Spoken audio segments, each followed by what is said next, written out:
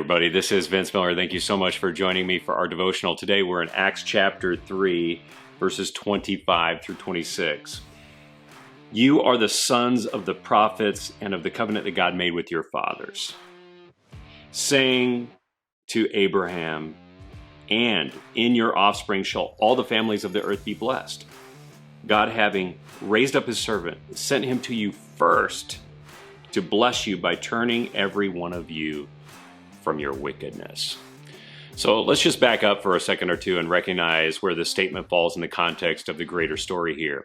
So God healed a man who had been lame from birth, somewhere around 40 years. Then Peter, what he does is he lifts this man up. And this man who is now standing draws a crowd of people. Jews all inside the temple commons come running over in amazement. And keep in mind, the city is occupied with about 900,000 extra people who have come for the celebration of the Pentecost. So Peter takes the opportunity to address this very great crowd. And in Acts chapter 3, we have a Cliff Notes version of this impromptu sermon that Peter gave. Now, it was probably more like a 1 to 2 hour talk where Peter clarifies several things. In the first part of the talk, he comes on strong about their guilt regarding Jesus' death and how they were culpable in his trial, conviction, sentencing, and crucifixion. And it's strong on conviction and this need for repentance. But toward the end, Peter is strong in a different way. He connects the Jewish past to the Jewish present. And he recalls the greatest of Jewish patriarchs, Abraham, and restates a blessing that God gave him hundreds of years in the past, a blessing that all Jews, young and old, would have known. Here it is. And in your offspring shall all the families of the earth be blessed.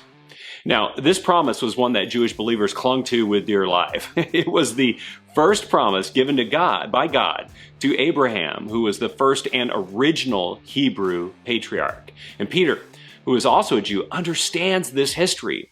Therefore, Peter illustrates that while they were wrong in doing what they did to Christ, they still have the first right to first blessing because of that promise.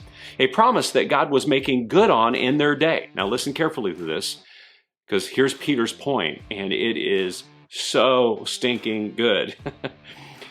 The promise of Abraham's blessing was realized in Jesus Christ.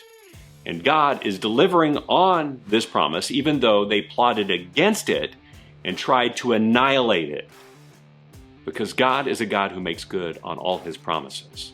God finds a way, even in the face of our devious sin. So know this today, that there is nothing that can stop the promises that God has made to you. Not even the worst of your most devious sins can stop them. So cling to his promises today and know that God is eager to provide a way for you where there seems to be no way. And you know what that is? That's some very good news. Thanks for joining me today. I just pray you'll share this with someone you know. Hit that subscribe button below, and I'll see you right back here again tomorrow.